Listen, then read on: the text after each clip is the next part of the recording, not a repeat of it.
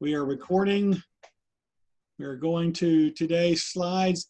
I think we're going to try to get through half of the material today, and then on Friday, going to give you the whole day to work on your part of the project. And I'd like for you to have, if you are reworking your first proposed bill, to have a second reworking done. That would be the committees in each house. Have your second proposal done, or maybe I think it's still the first proposal for the Senate, so that you can discuss them on Friday.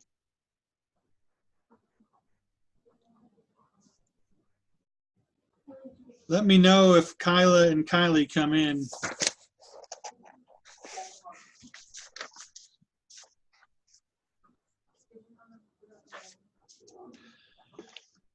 So chapter 16 deals with income, welfare, and education policy.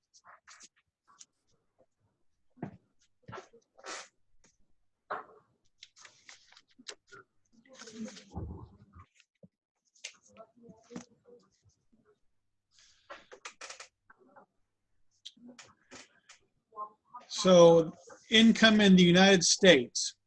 Hi, Mr. Bain. Yeah. Kyle and I are here. Okay, thank you.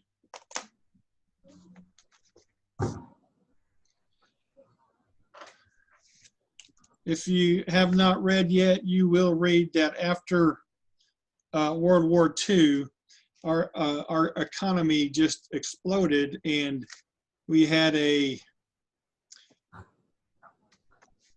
large, what we would call middle class, just mushroom also. In societies, class structure is usually divided into the rich and the poor, and then those in the middle class. So after World War II, we had an economy with a middle class in our civilization, in our citizenry, that was unprecedented in the history of the world, really.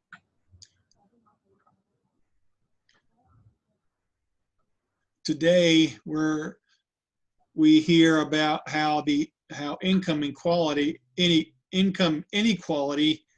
is has risen drastically. There's a big gap, and the big corporate rich folks, the 1%, now this is a political cartoon, but they would like to distract the middle class by saying, oh, look, immigrants are taking your jobs. So there is, though, an income inequality, or there is definitely an income gap that is getting wider since, and you can see here, this is the same graph in your book on page 476. In the last 45 years, you can see that the middle class was a little over 60%.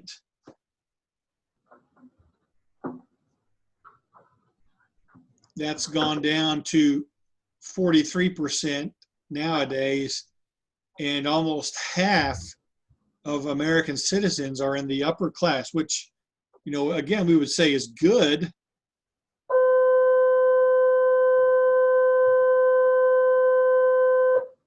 Having this many people in middle and upper class shows that we're an affluent country. But remember, we have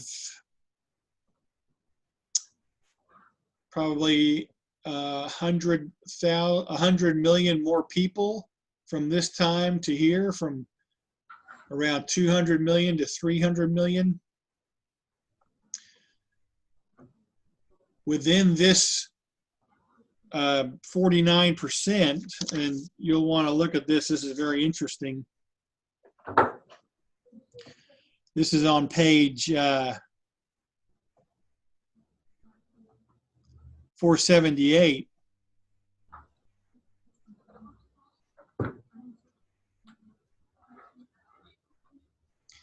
The top 1% of the upper class, they're, in order to be considered in that top 1%, you have to be making $1 million. In 1970, it was 200,000. So in that 40 to 45 year period, in a generation's time, the upper 1%, they increased 5 times, from at least 200,000 to 1 million. But at the bottom of page 478, you can see that little figure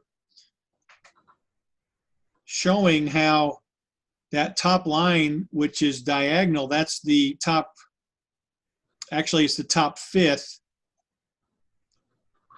You can see that their income went from at least 100,000 to 170,000. Look at the middle green line, which would be the middle class. They really didn't increase at all in a 40-year period as far as their adjusted gross income. Then the two lines underneath the middle class decreased slightly. And then that group in between the middle class and the upper class increased some. So what we see here is this group here really increasing greatly at the expense of the middle class. The lower class stayed about the same.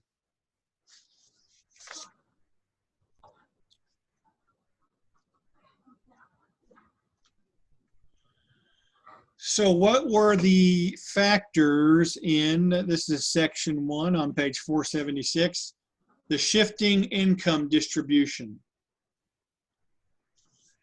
And this is going to take us back 106 years.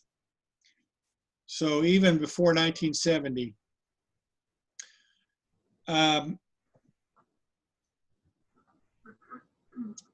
The 16th Amendment, which was ratified in 1913, says the Congress shall have power to lay and collect taxes on incomes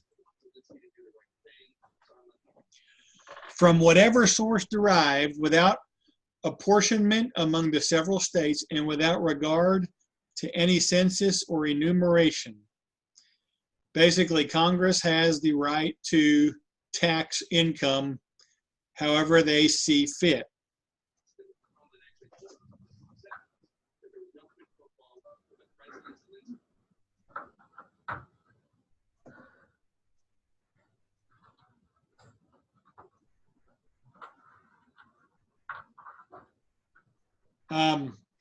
So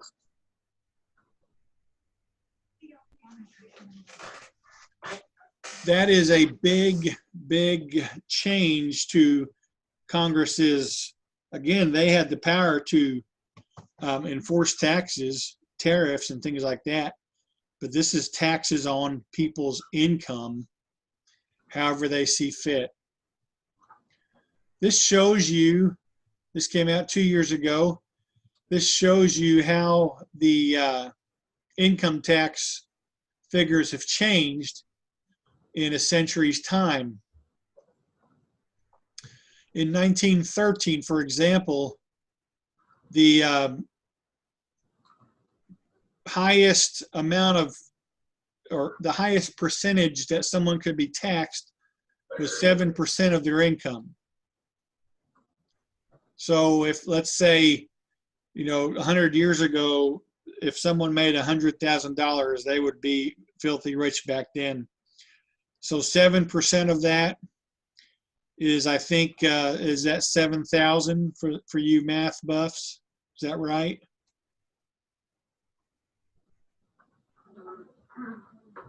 don't think there's many math people in here. Or is it 700? Or I'm sorry, 7%, not 1%. Yeah, 7%, $700. I think it's 700. I'm not sure. Yeah, So if you made $100,000, the most you could be taxed was $700. Now look, the highest tax bracket today is about 40%. That would be those people in that top 1%.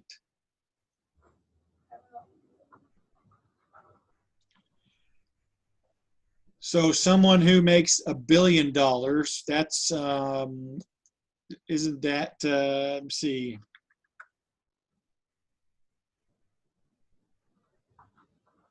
Is that 9 zeros after a 1?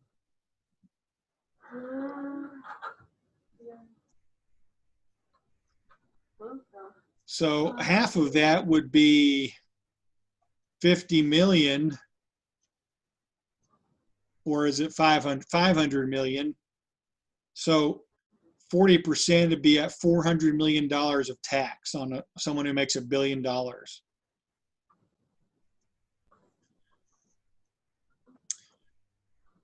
The range of what you could be taxed in 1913 was starting at 1% to 7%. Again, 7% is the highest. Today, the lowest,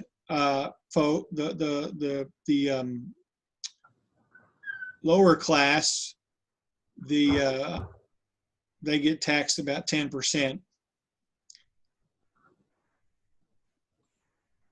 Top tax bracket threshold, I'm not sure exactly.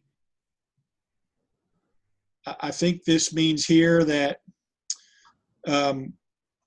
if you make this much money, 466,000 or more, you're going to get taxed 40%. You would get taxed 7% back in 1913 if you made this amount of money, but that's in today's dollars. I don't know what that would come out to be in 1913, but anyway. The United States raised $17 billion in taxes 106 years ago. 2 years ago, they raised 3.3 trillion. In 1913, a family could deduct $98,000, and that's in today's dollars. I'm not sure what that would come out to be, but today a family standard deduction, that is what you can deduct off of your income that will not be taxed, is only $12,600. And that probably has changed in 2 years' time. In 1913, if you wanted to be an accountant, you only had to study 400 pages of the tax code. Today, there's 74,000 pages in our tax code. So if you have aspirations of being an accountant, look what you get to work with. Isn't that nice? 74,000, probably over 75,000 now.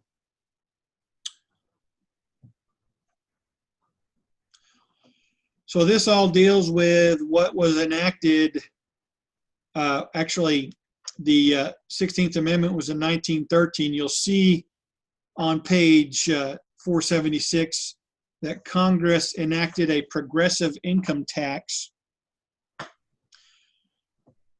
And this is what, again, I'm not an economist, and so this really shocked me that it had gotten to the point where people who made $5 million or more, they paid 79% of it in taxes. Now, you can see that in the last few years, it's gone down. I think Ronald Reagan cut it to 28%, or 25% in the 80s. And then Clinton brought it back up to 35%. And now it's sitting at about 40% for the highest income earners.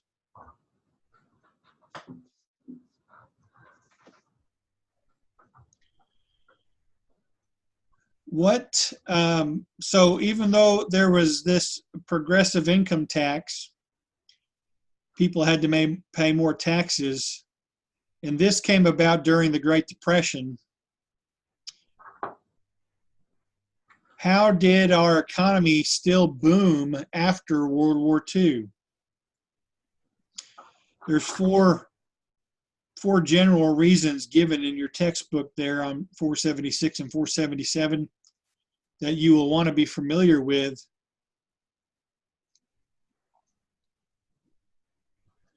And this just puts it into perspective.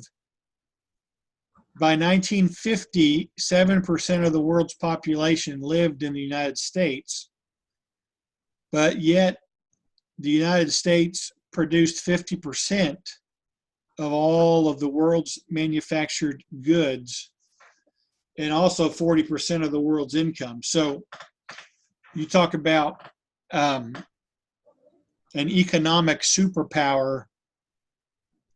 We certainly were the economic superpower in 1950 after World War II. But what contributed to this economic boom? One thing was the GI Bill of 1944. This would assist veterans coming back from the war to be able to get back into the job market.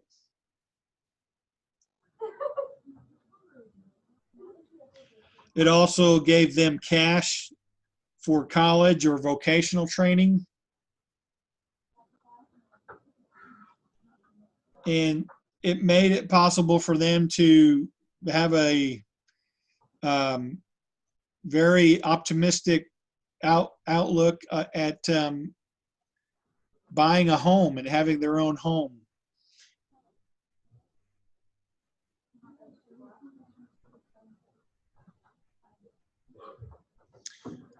So the GI Bill was one cause for that economic boom.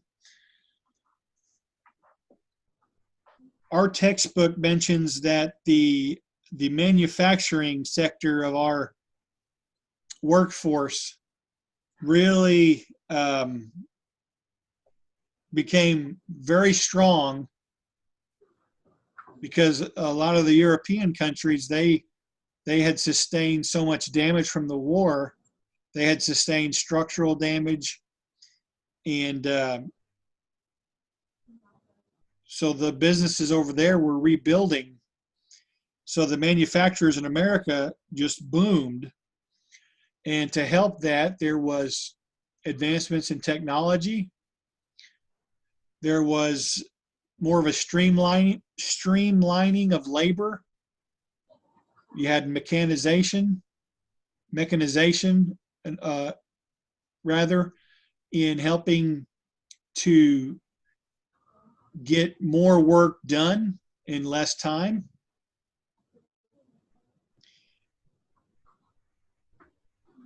So the manufacturing section of the country, which included advances in science and technology, was another reason for the economic boom. Many of the workers in these factories were a part of a labor union.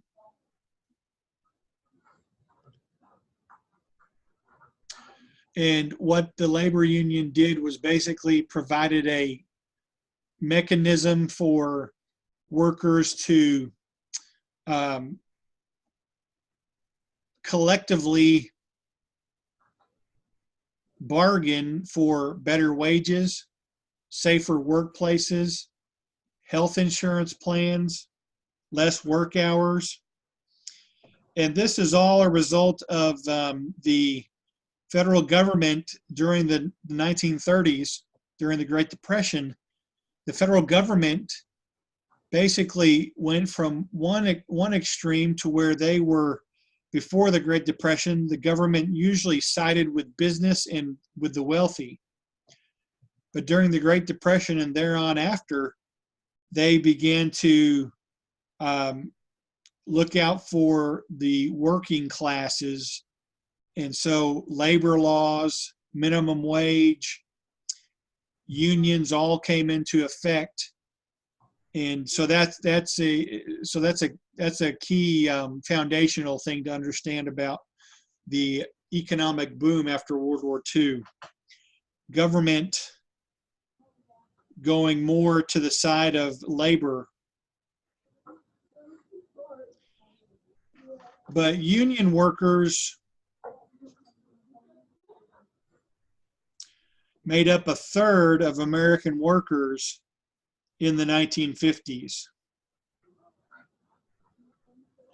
And how that helps the economy is they're making more money, they're able to buy more goods and pump that money back into the economy. So we had, especially in the 1950s, we had many families buying homes, buying cars, buying televisions, really improving and raising their standard of living. And they could do this because they were able to keep more of their wages. But then they would buy things and they would support those manufacturers. So it was that laissez-faire economic system, primarily in this, is showing itself to be very, very successful. Another reason, excuse me, this just shows you these are some slides that you'll have access to that show benefits of labor unions as well as when it was established in 1935. But I mentioned it briefly, a fourth reason is, and these four are all on pages 476 and 477, was the setting of a minimum wage.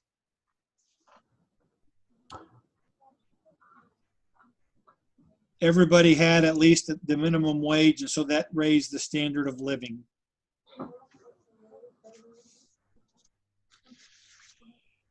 So our government was involved in giving themselves liberty to impose income tax, but then also they sided more with the laboring class than with the business owners and super rich.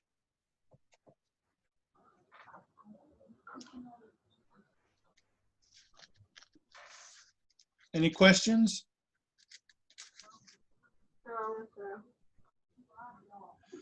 Now, this was good until 1970.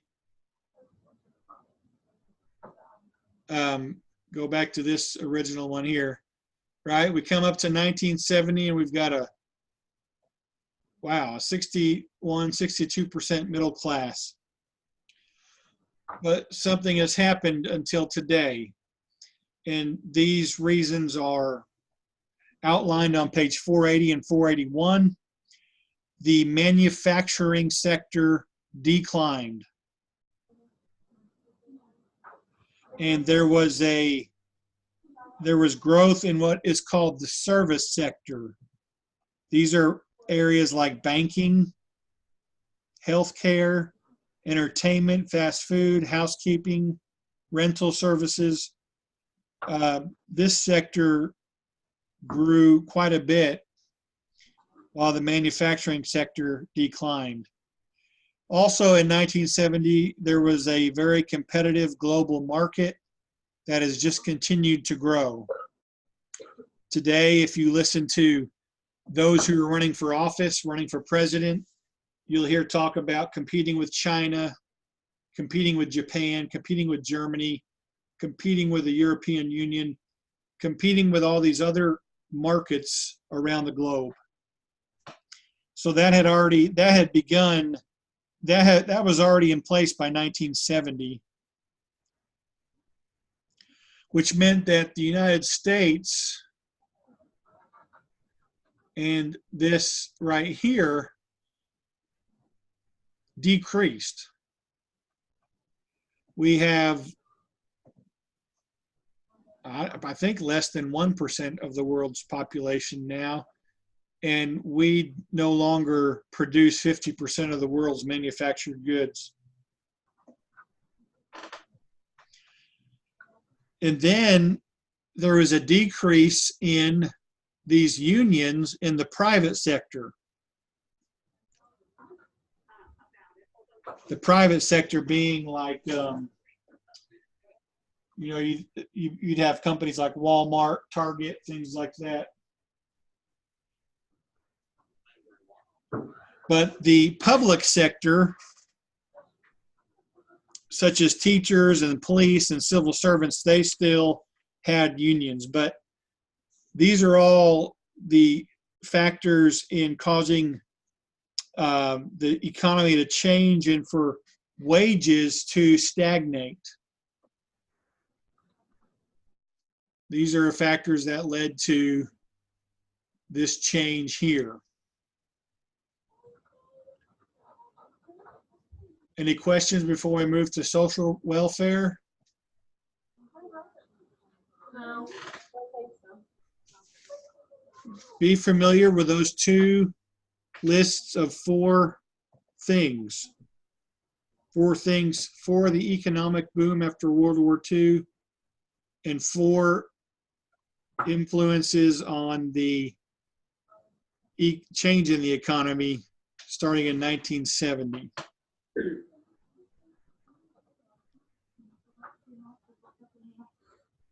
Before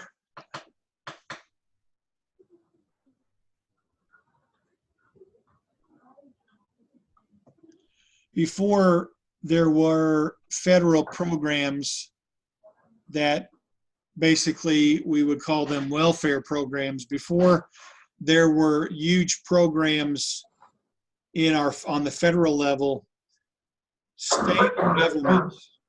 state governments had the responsibility for caring for the poor of society. According to based on the 10th Amendment, this was an area of policy that was to be reserved for the states. And the states, what they offered was not near as extensive as what is offered now in the federal programs. So basically, individuals were expected to take care of themselves. And those who couldn't generally would not depend upon their state government, but would be supported by relatives and friends. But with the Great Depression, this changed.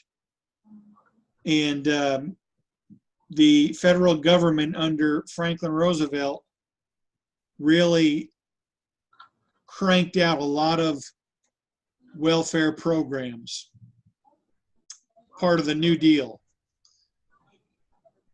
Some other factors, though, are society became more urban and industrial and less rural, less agricultural.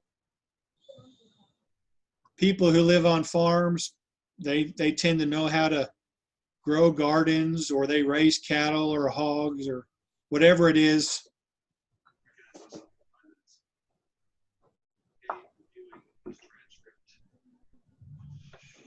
People who move into town and urban areas or work in the industrial sector, you know, they were less self-sufficient.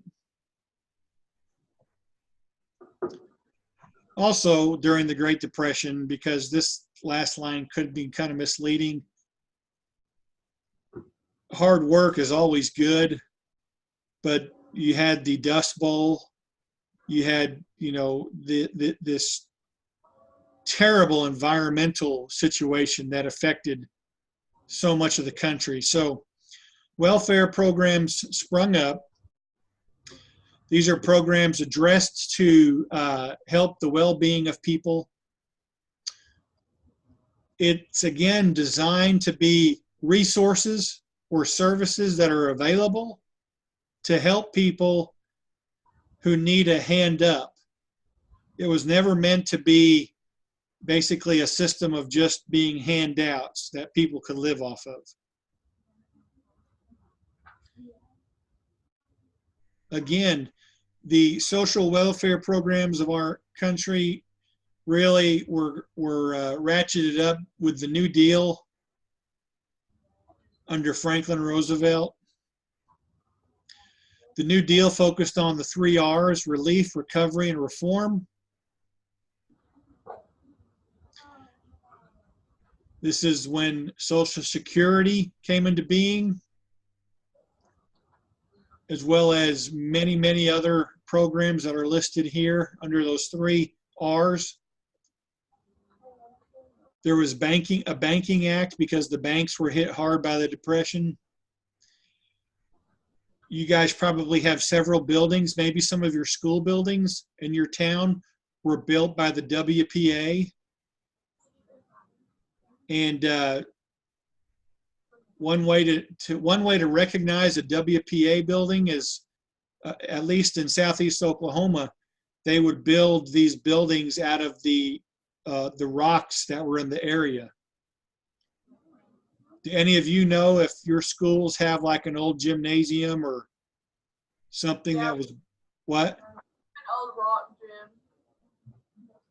gym. If you guys will look sometime when you're in the gym, see if you can find a plaque that says, this building was erected by the Works Progress Administration, or WPA.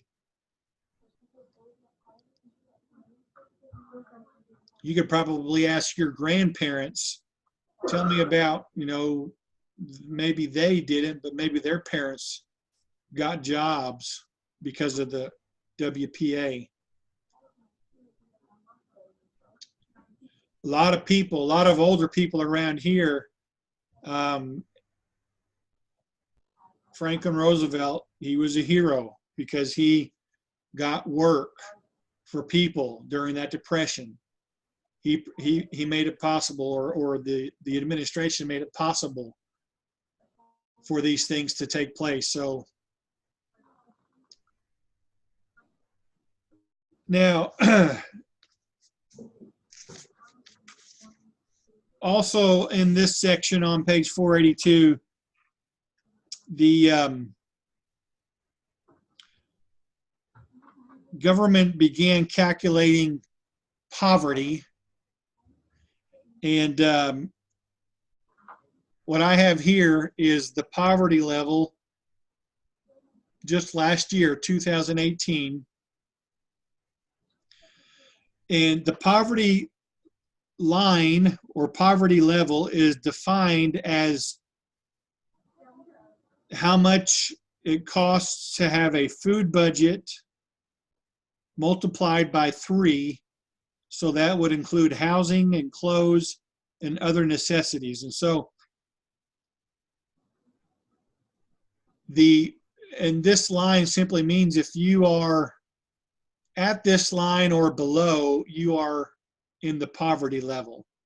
So for a family of one, let's say a single male or female living in their own apartment, or maybe they're living at home still, if they make $12,140 or less, they are in the poor class. Then family of 2, 3, 4, all the way family of 8.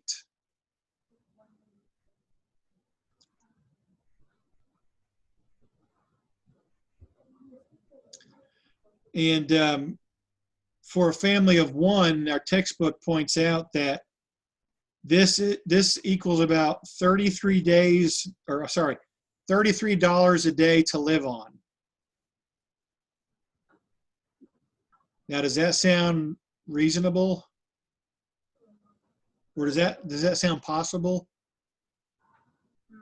to live on $33 a day. No.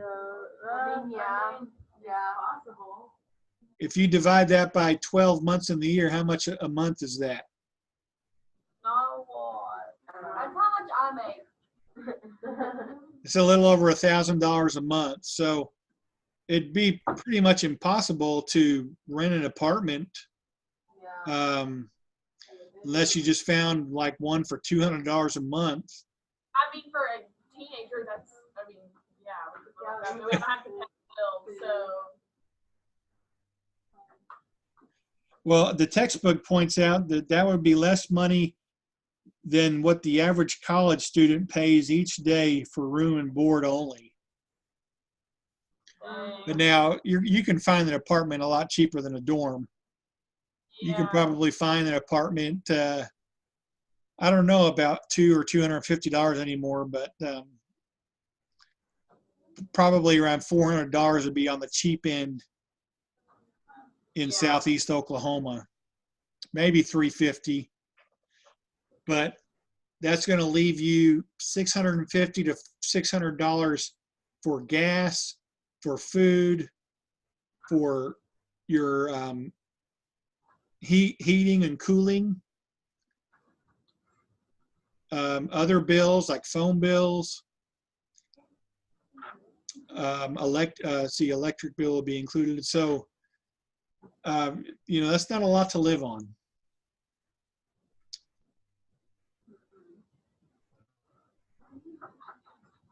So what's interesting is the one super billionaire Democrat guy that's running for president.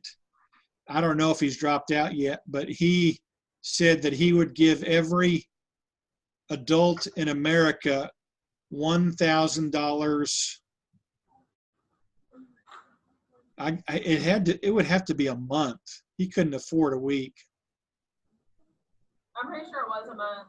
So basically what he's saying is he was going to double the poverty line for, a single person household. But so in this household, if you have, let's say, a traditional family, mom and dad, that's going to be an extra $24,000 a year. So that would double. But that's just kind of, I don't think he could do that. But anyway, because of this poverty level line, there are federal programs, and there's newer programs that are still available today, like people who make so much money, maybe under these levels here, they can get things like food stamps or WIC, which means women, infant, and children, especially single mothers. They can, get those programs help them with their needs. All right, so we will get into, we'll finish this after Thanksgiving. So try to have chapters 16 and 17 read.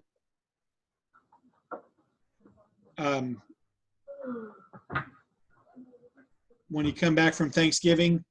Friday, we will meet, but we'll get into our groups and stuff. Any questions? No. No. All right.